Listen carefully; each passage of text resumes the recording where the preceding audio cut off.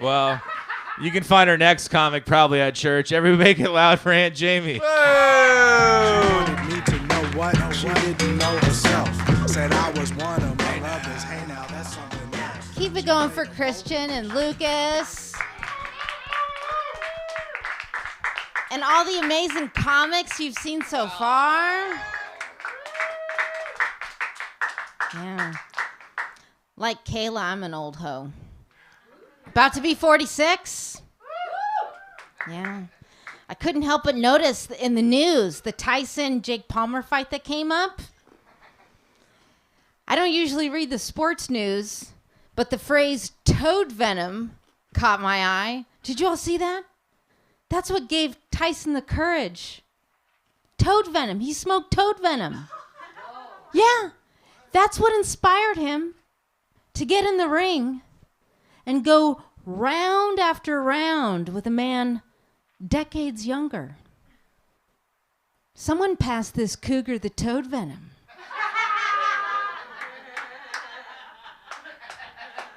I'll let a 27-year-old knock me out. Yeah, I am dating. I've been on the apps. The apps came up. At my age, I've got a new kink. Yeah.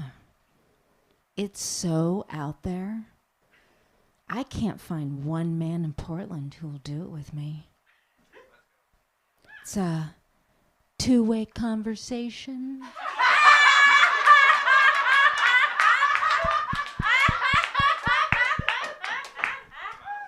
But you know what? It's my problem. I'm the issue. It's my pattern.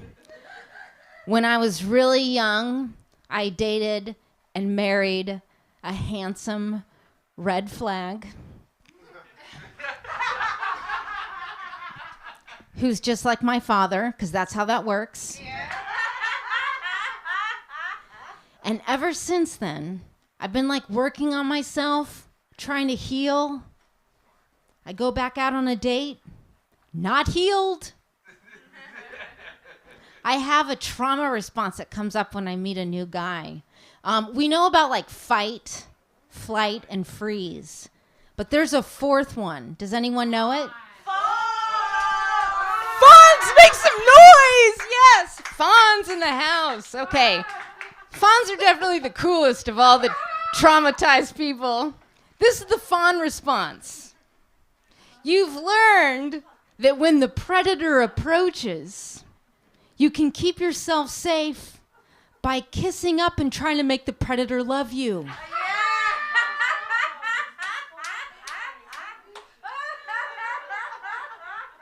Yeah, our parents are assholes. This is what the fawn response looks like on a date.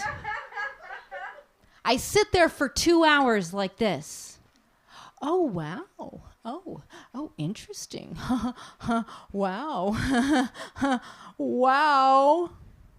I am done faking conversation orgasms.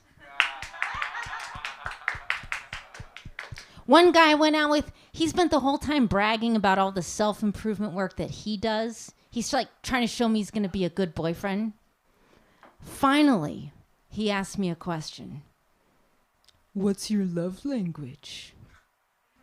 I say, let me talk.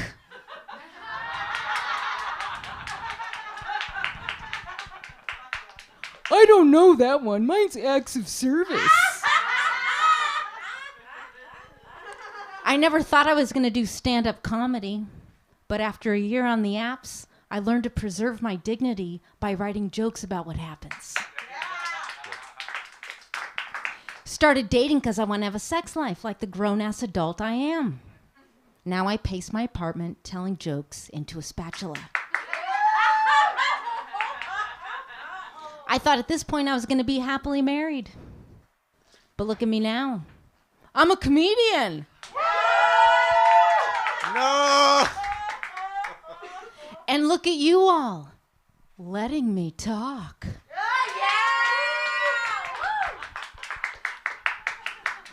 One date was so awful, this guy was so much like my father, I had to write a whole set about it. Starts out okay. He asks about my interests. So I tell him that I love reading poetry. Any poetry fans? Okay. He asks, who's your favorite poet? But there's an edge in his voice, like he's ready to call me out. Yeah, I say, it's probably Emily Dickinson. The energy shifts. You know, at this point, he still has some good options. He can just say, cool.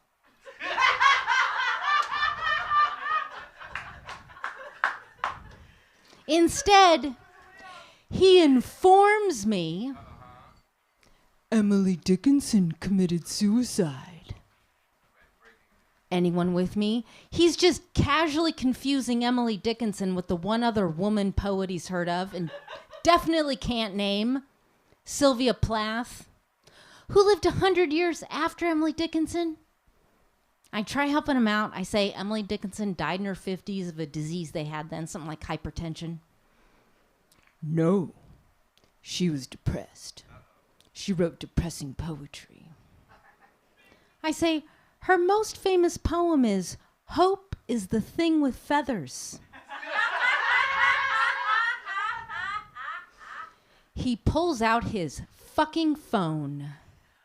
Yeah, he thinks this warrants a dinner-interrupting Google search. I calm myself down. He's just doing that thing guys do. He thinks he needs to Dickensplain.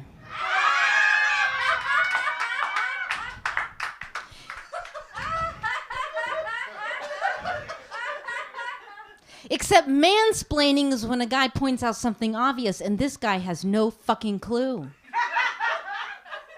He isn't Dickensplaining. He's just being a... Good job, class. I watch him type in his phone. After a second, he looks up at me like, meh. You know what I say? Hope is the thing with feathers that perches in the soul and sings the tune without the words and never stops at all. Bitch.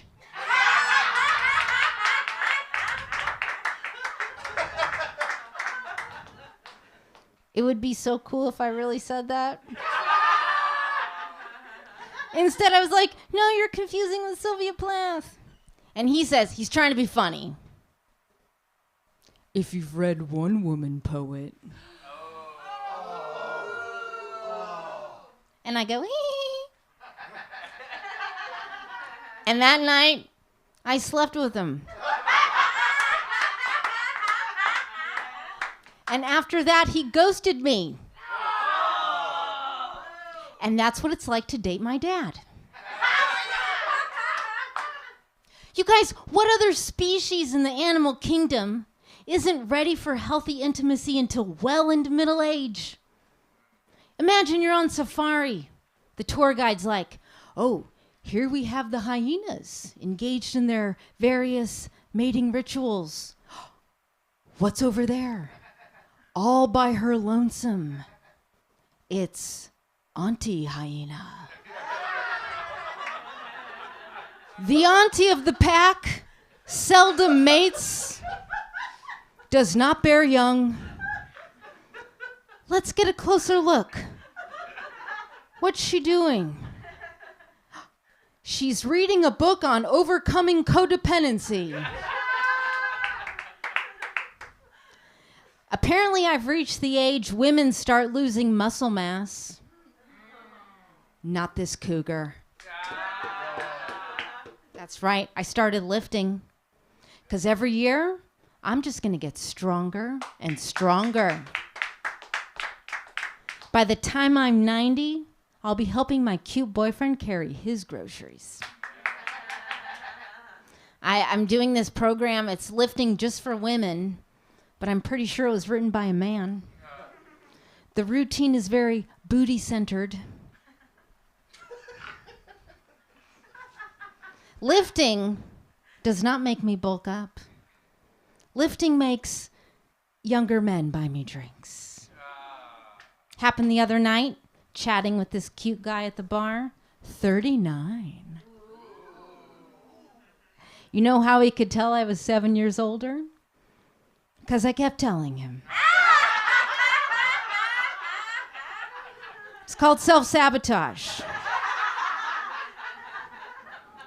But you know what? I don't really have what it takes to be a cougar. What's important to me? Money. And being a cougar in Portland is like being a cougar at an underfunded zoo. Recently had my first mammogram. I was so nervous, but I called the receptionist. She really put me at ease. She says, "We just had someone cancel. I think we can squeeze you in." Thank you for the courtesy laugh. I get there, the tech, she takes my boob, locks into this vise, cranks it down like a panini. I didn't know my boob could do that. She's got the nerve. She goes behind the curtain and asks me, "Do you have any fun plans this afternoon?" "Yeah, not let anyone else smash my tits." But everything's instant now. They got right back to me with the results. Do you want to hear the official lab report? Yeah. Still perky. You all have been the best. I want to say real quick, I've been doing comedy for 1 year. Hey.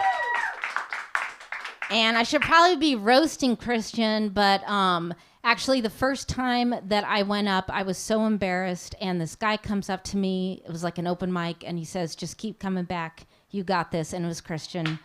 Yeah. So I'm so proud to be on this show. Keep it going for Christian and Lucas. Stop crying, be strong for your mama is what I had to say to my little man named Mommy. Start the party. Yo, keep it going for Aunt Jamey. Clap for her again, Hell please. yeah. Wow.